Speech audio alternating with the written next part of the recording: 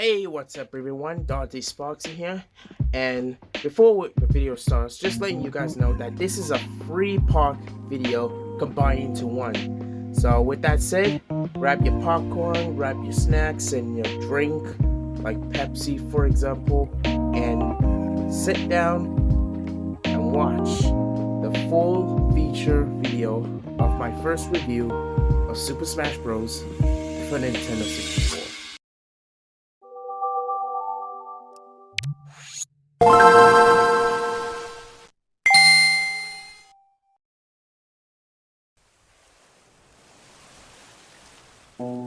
Fighting games, a type of genre that requires the player to learn about combat and techniques, whether that's blocking, grappling, or hand-to-hand combat. There have been many video game companies that have attempted this genre since the game Heavyweight Champ in 1976. And while there are games that got popular with the likes of Street Fighter 2 released in 1991, none can any be more successful as this moneymaker franchise.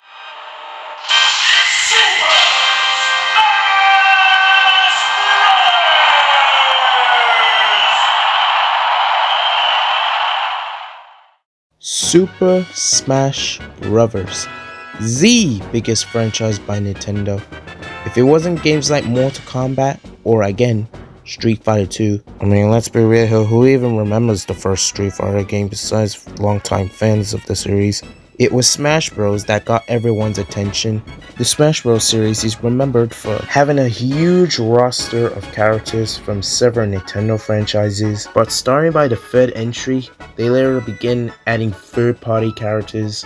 It's also remembered for a variety of modes throughout each entry, wherever that's targets and platform stages from Smash 64, introduction of trophies as well as the competitive scene in Melee, the Subspace Adventure mode, and the not so terrible online from Brawl, the custom moves and Smash Tour from Smash Wii U, Smash Run for 3DS, and finally the over 9,000 of characters to choose from, as well as World of Light from Ultimate.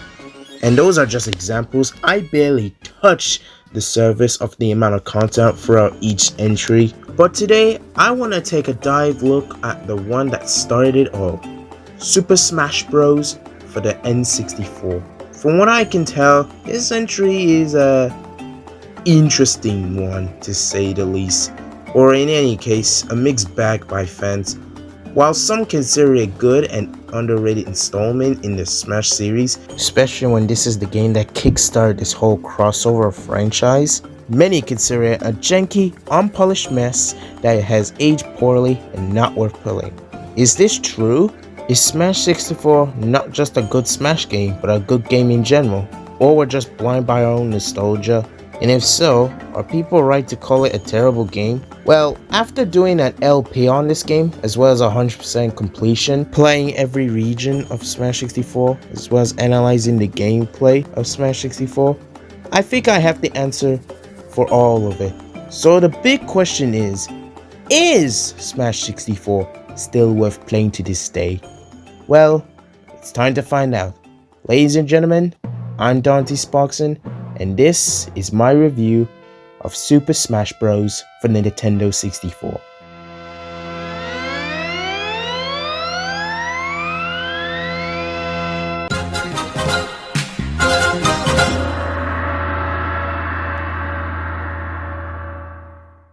Now, before I talk about the game itself, we need to go back in time. The time of context. Starting with the dogs. HAL Laboratory was pretty much a recognizable company back in the mid and late 90s at that point, and it's all thanks to a certain pink gumball with baby stubs and red feet that you may or may not recognize. What made the Kirby series a success in the first place was its easy approach, unique gameplay, and replayability. Masahiro Sakurai and Nintendo wanted a game that appealed to all ages, a game that even preschoolers can pick up and play, and for Dreamland's case, be beaten within an hour. Hell, even my case, I can beat this game with no problem, under 1 hour. It's a philosophy that has stuck with the series to this day, and it's also the same philosophy that has been carried over for Smash Bros. Now, I'm sure everyone knows what the Nintendo 64 is, so I won't bother dumping a huge wiki summary and just say this. I think the Nintendo 64, despite of its problems compared to the Sony PlayStation, Sega Saturn, definitely had great games such as Super Mario 64, Ocarina of Time, Kirby 64, The Crystal Shards, and Star Fox 64, or Lilac Wars if you happen to live in Europe like me. And in my opinion, really do respect the console's legacy and its games it brought, despite not being my personal favorite. Super Smash Bros. 64 started development back in 1998, but strangely though, it wasn't even called that. Originally, it was called Dragon King the Fighting Game. Sakurai created this prototype and later showed it to his co-worker Satoru Iwata, who later on joined in the project. The game itself was a temporary placeholder, using placeholder models and other assets that never made it in the finals. Sakurai wanted this project to stand out amongst any other fighting games at the time, and the only way to do that is with one idea he had in mind. What if we used Nintendo characters in this prototype? Nintendo did not know about this idea until the prototype was shown. The prototype that's shown featured Mario, DK, Samus, and Fox as playable characters. Nintendo at first was unsure and pretty much concerned with the idea at the time, but thankfully the idea would be later on approved. Honestly, the fact they were against the idea is one I can understand, because from their perspective, something about Mario uppercutting a yellow rat just doesn't sound right, or Bounty Hunter slam dunking a Emperor Fox just doesn't sound like Nintendo would allow. But thankfully, Nintendo would later improve upon this idea, and I'm glad they did, because this is what makes Smash Bros. The way it is. But it makes you wonder, what would the prototype would be if they didn't approve this? Well, we don't have to worry about that anymore, because in 2022, Sakurai himself would finally reveal the prototype. And to be honest, judging by the footage of the gameplay, it doesn't look that bad. You can tell there are some elements that are carried over, the most notable one being the percentage meter, which we'll talk about when we get into the gameplay. Unfortunately, there's no playable ROM of this, so this is our best bet. Super Smash Bros. For the Nintendo 64 will be released in 1999 for all regions, the 21st of January in Japan, 26th of April for North America, and finally 19th of November for Europe. And all of these versions are different. Makes you wonder how different these versions are. So when you boot up the game for the very first time, you get this cool opening cutscene that takes place in someone's bedroom. Some white girl picks up a random Nintendo plushie and then drops it alongside dropping other objects, and then go 3, 2, 1, cuenta bra! The plushies come to life, and then bam, you have all of these Nintendo mascots coming together for a battle royale. I love this opening cutscene a lot, not only for the visuals and the music playing behind this opening cutscene alone, but because it also establishes everything you need to know about this game. Is what you see, it's what you get. With this shot of Mario and Kirby duking it out on a one-on-one fight being my favorite shots in this game. Is this shot secretly trying to tell me that Sakurai and Miyamoto are rivals in a sense? Kinda?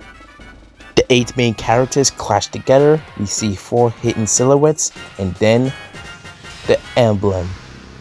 An emblem that represents what Smash Bros. Is. An emblem that, starting with Melee, became the O for Bros. But what does it mean? Well, based on what I researched, the emblem represents the crossover of several Nintendo franchises, while the logo's 4 section represents the 4-player aspect of games, or in other words, the 4-player multiplayer.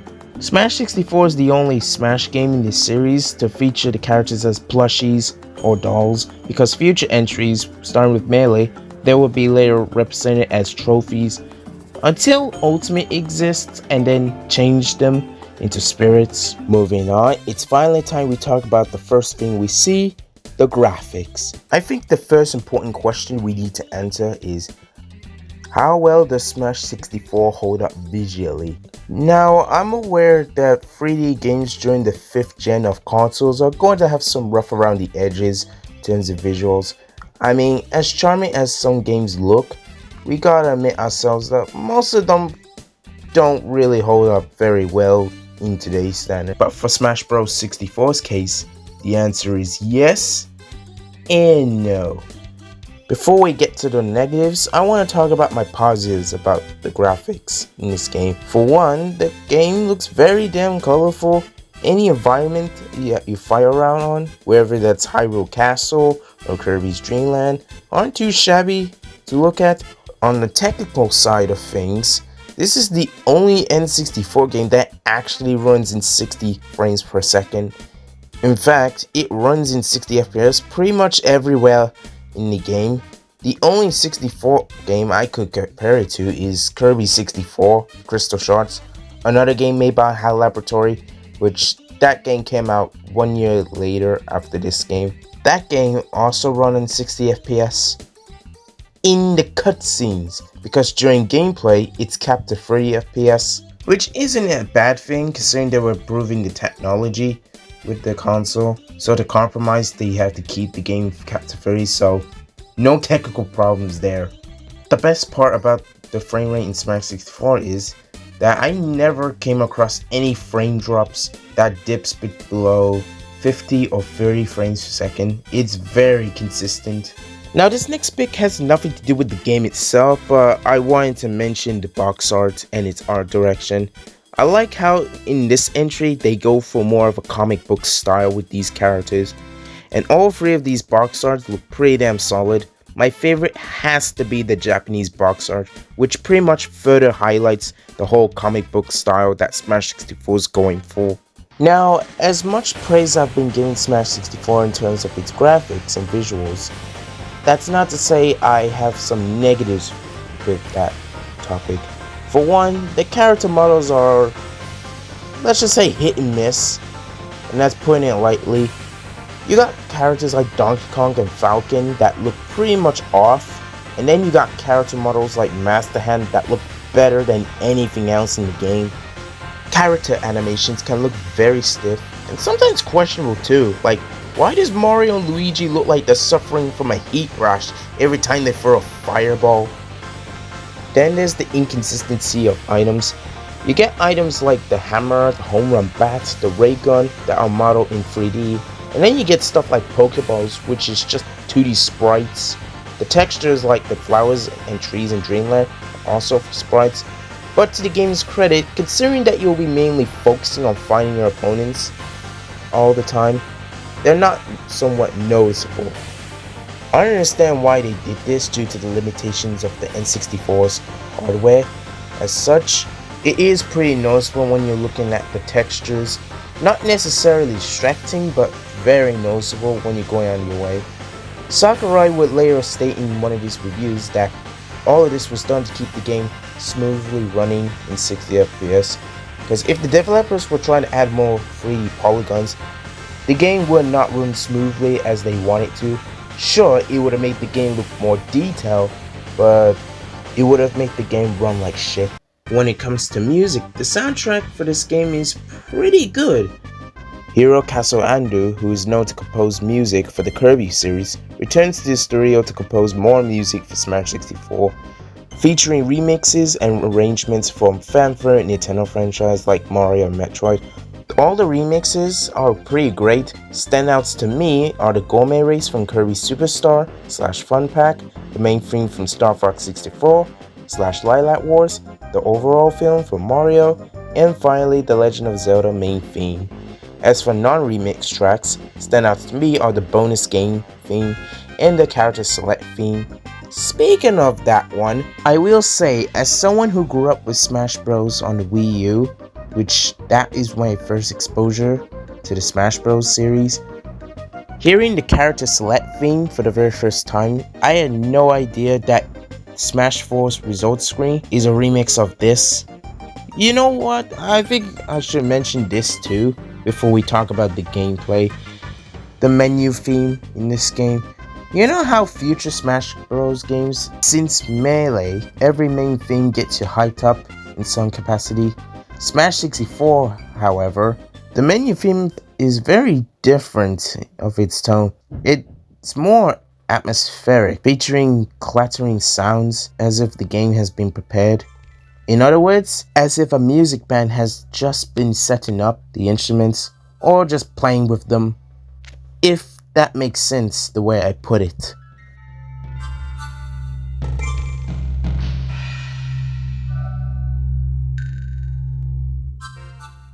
So far, the graphics are pretty good for its time, and the soundtrack is pretty great, even though I personally do not listen to a game soundtrack that often.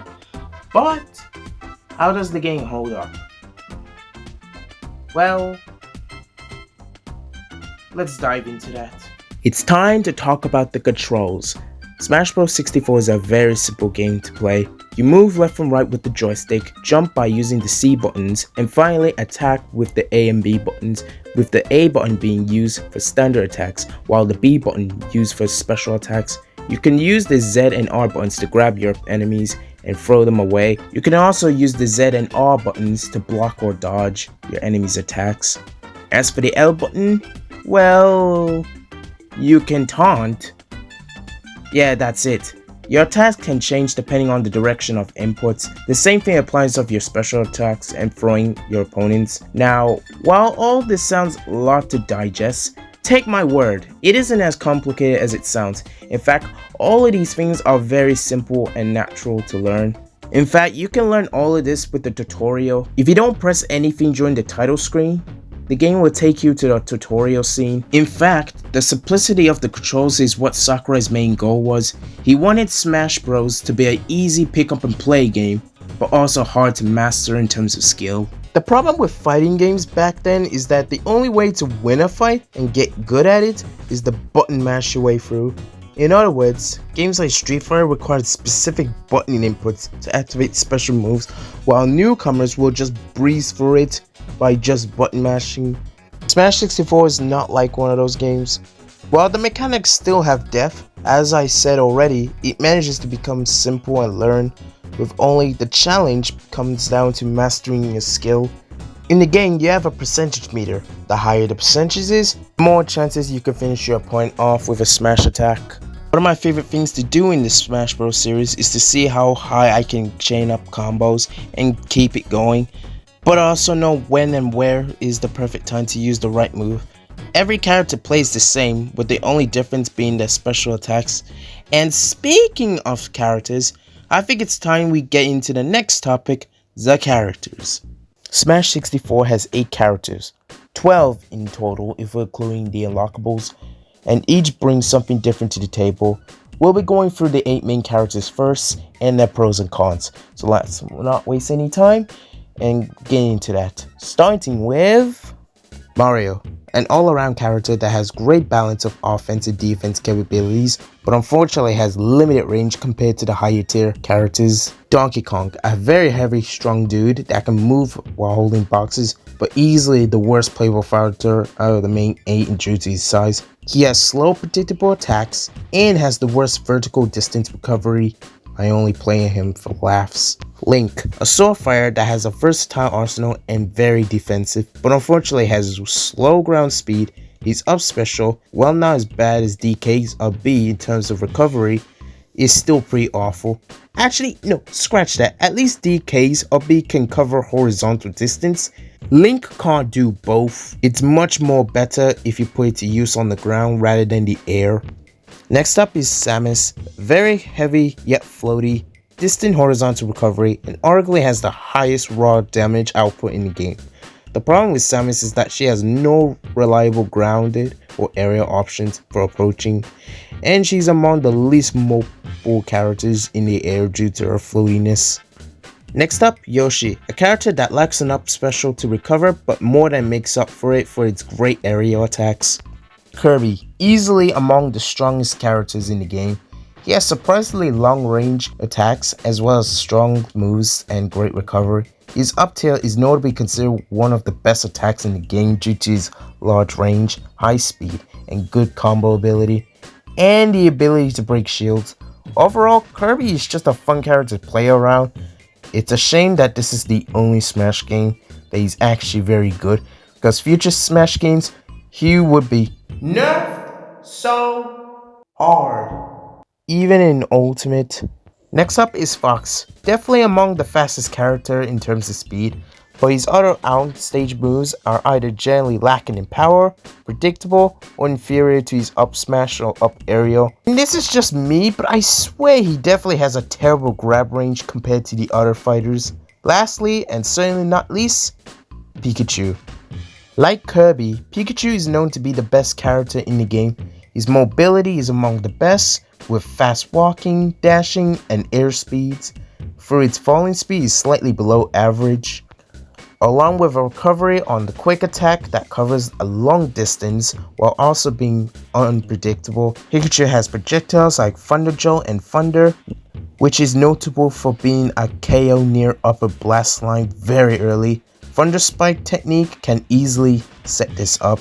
Overall, Pikachu is just that fun when you know to use him, and unlike Kirby, he does not get nerfed very hard in future Smash games.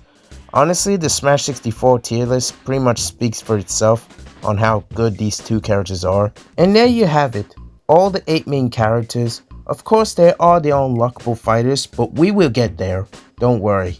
Favorite characters to play in Smash 64 is Mario, Pikachu, and Kirby for all the positive reasons that I brought up for those 3 characters specifically.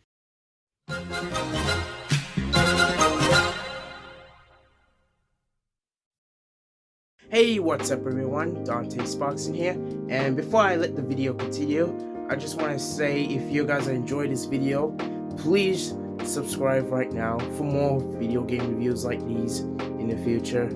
We're on the road to 2,000 subscribers, and then also once you finish this video, go check me out on Twitter, Instagram. I'm planning on starting to release stuff on Instagram too. So with that said, continue your show.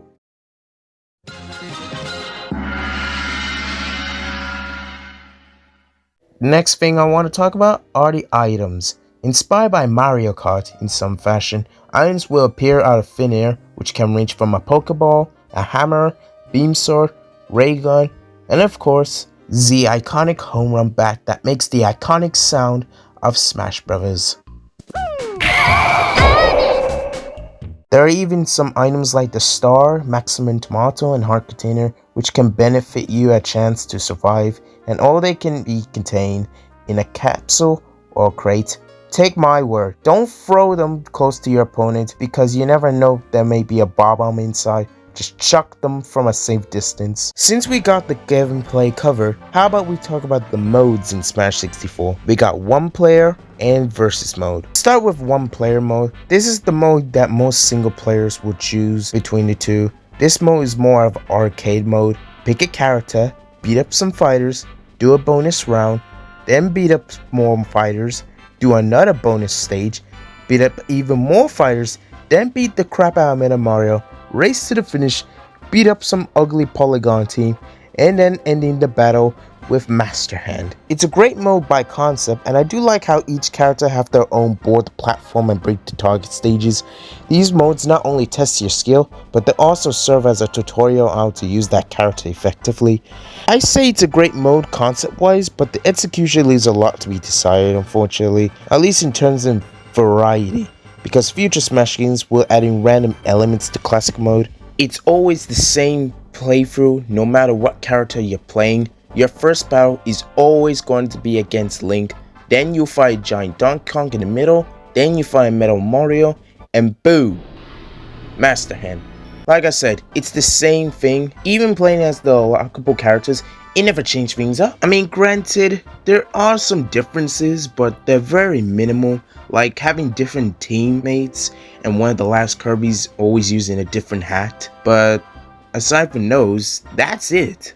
After defeating Master Hand, you see the credits, then you get a screenshot of your character as well as telling the player that you did it! You beat Classic Mode. But if you manage to beat Classic Mode in a certain condition, then WHAM! A challenger approaches. These moments are awesome because you're fighting a character that you don't even have on your slots, and when you beat them successfully, they're all yours. There are 4 unlockable characters: Luigi, Ness, Captain Falcon, and Jigglypuff, and all of them are earned by different conditions. For Jigglypuff, just beat Classic Mode, no matter the difficulty.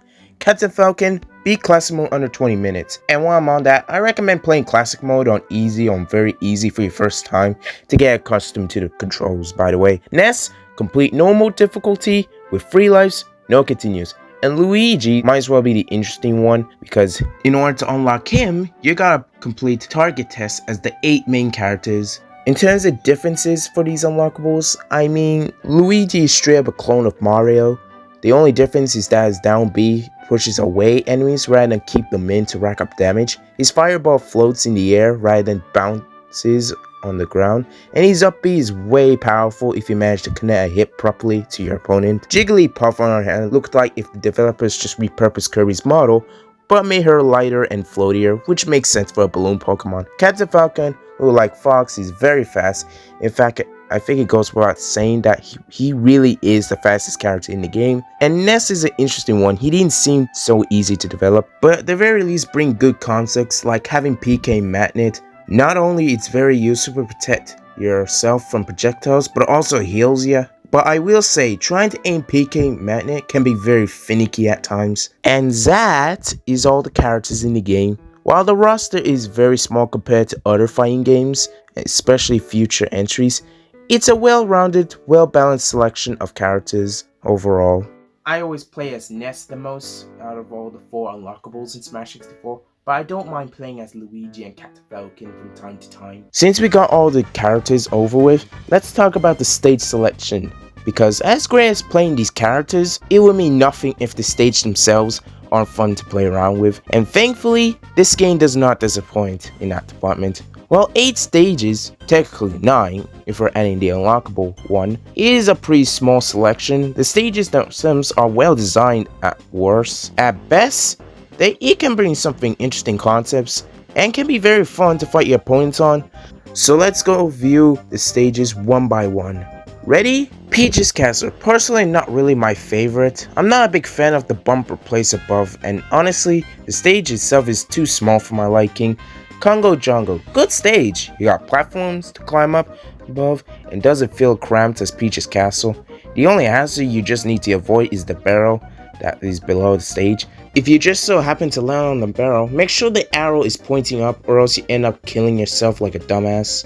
Hyrule Castle. What a stage. It's big, simplistic, and just the right size for a 4-player battle royale. Just be careful of avoiding the tornado that appears in the stage, or else you're in for a whirl. Planet Zebes. This one is just alright. You got acid that rises above the stage here and now and then, and the challenge is don't touch it. I will say, I like how when you play the stage long enough, you get to see Ridley flying in the background. Nice attention to detail. Yoshi's Story. Once again, solid stage. You got 3 platforms and 3 cloudy platforms, and the stage itself is pretty wide. Just make sure you don't stay on the clouds for too long, otherwise they become condensation. Next up, Dreamland. Honestly, one of my favorites. Like Planet Zebes, I like how you get to see DDD flying in the background. And the remix song is pretty great to listen, but I already talked about the soundtrack, so moving on. Next, Zectasy, another one of my favorite stages to fight on. It's big, wide, and the stage is the one that I pick out the most. Last one, we got Saffron City. Once again, a decent one. As long as you don't touch the elevator, you'll be fine. Which Pokemon can attack you, or sometimes a Chansey. You could even unlock the original Mushroom Kingdom based off the original Super Mario Bros. And this one is another one of my favorites. Why? Because A, you got pipes. B, Power Block. C, it's very easy to kill your opponents outside the blast zone. It's just fun doing that. My favorite stages to fight on in this game are Dreamland, Zectasy, Hyrule Castle, and Mushroom Kingdom. I personally prefer stages that are very either wide and spacious, or stages that are small but lack any hazards, and even while some stages like Hyrule Castle has some hazards, they're pretty easy to ignore when you know what to do. Overall, I find the stage selection to be pretty great stuff. My only nitpick is that I really wish Ness and Falcon had their own stages, but yeah, this is the part where I start discussing the versus mode. Up to 4 players, you and 3 other people, or in my case, 1 against 3 CPUs, will compete against each other where there will be a free-for-all, /battle royale, or team up on a 2-on-2 or 1-on-3. You got time matches and stock battles. Time matches rack up the most points by knocking your opponent. Whoever gets the most coins wins. Stock matches, on the other hand, is basically a last man standing, and it's the mode I played the most between time matches. Also, since I can't find a perfect time to place this topic, I have a couple of nitpicks, starting with the versus mode and the item switch feature. For starters, you know how every Smash game since Melee you could turn off items from the get-go? That's not a thing in Smash 64. You have to unlock that feature, which makes no sense to me. The same thing with the sound test, which also makes no sense, but personally never bothers me because it's very easy to unlock. I mean, all you gotta do is board the platform 12 times, alright? You have to play 100 versus matches, which, yeah, honestly, that sounds very tedious to do, and it is. Another nitpick I have with the stages is that stages like the Final Destination, Battlefield, as well as the Meta Crystal stage are not playable in versus mode. They're only exclusive in the single player mode, which is pretty lame if you ask me, because these stages could have been great to fight on. Honestly, these stages could have been unlockables just like Mushroom Kingdom. Because of that, the only way you're going to play these stages is either hack the game or mod the game. If you go on to the data selection, you get to see these characters' bios. I think this is a great concept that allows the player to learn each character's history up to that point of time.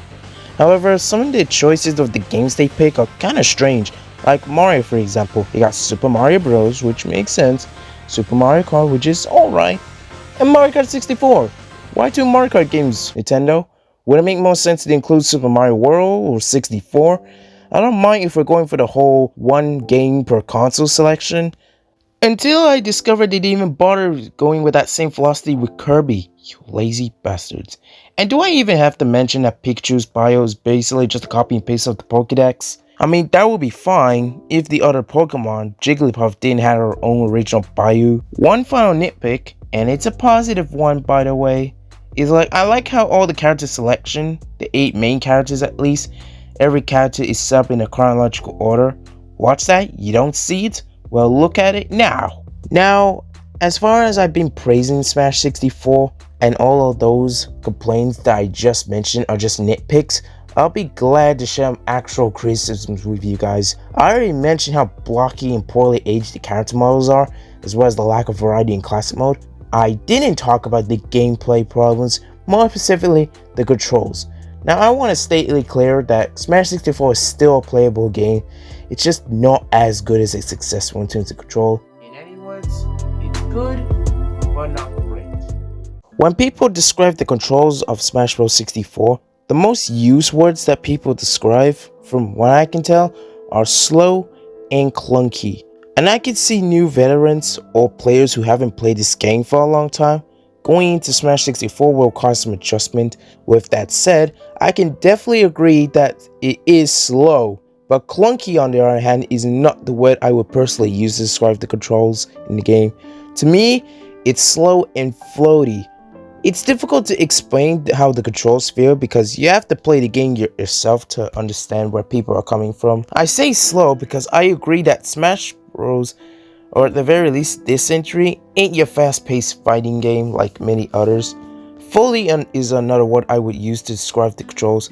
Every character feels very light as they have no weight, and again, you have to play the game yourself to understand what I'm talking about. Play any Smash game like Smash 4 or Ultimate and then come back to this entry and you can see where I'm coming from.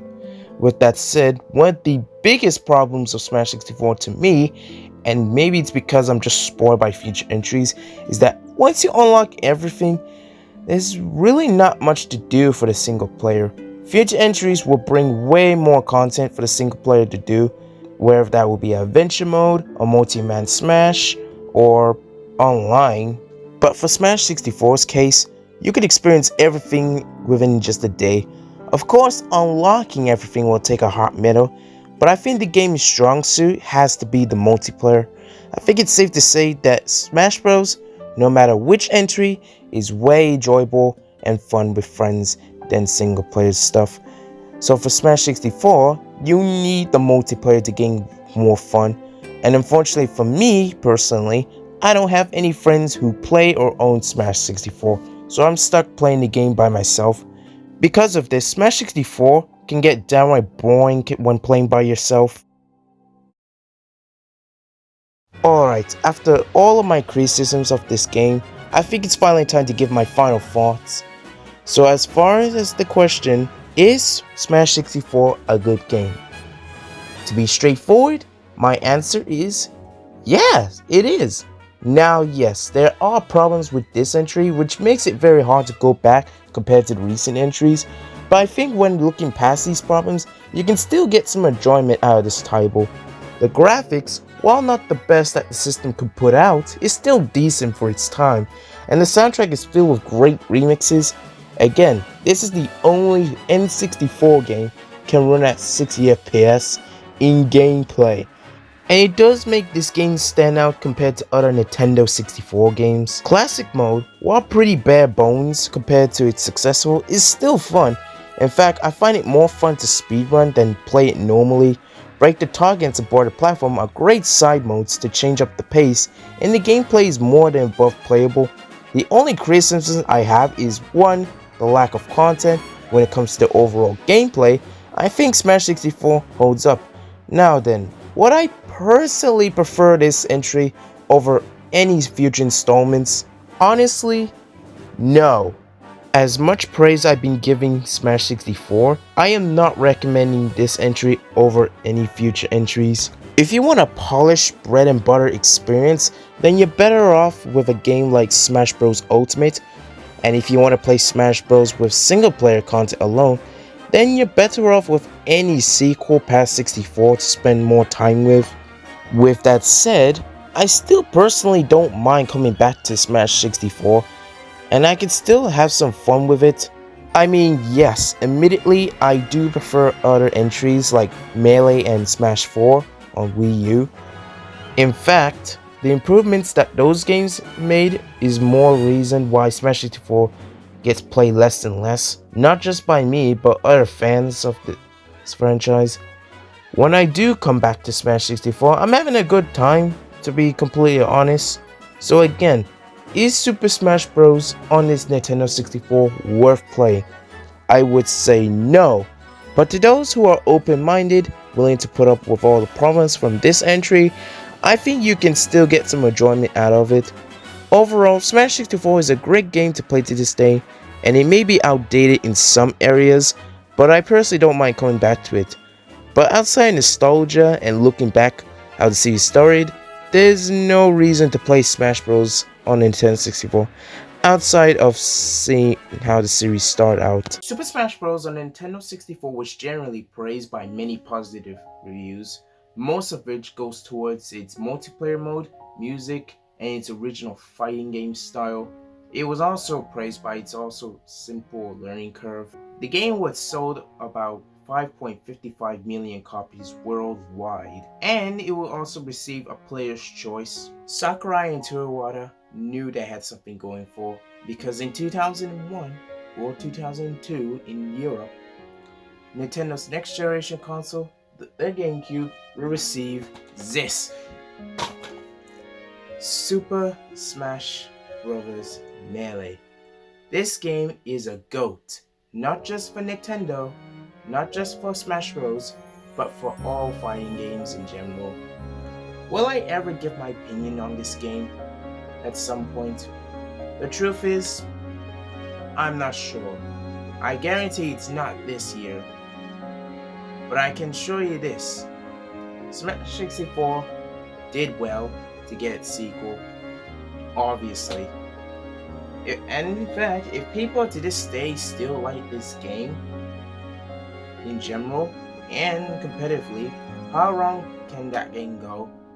Because Super Smash Bros. As a franchise, at the time, has nowhere else to go but onwards and upwards.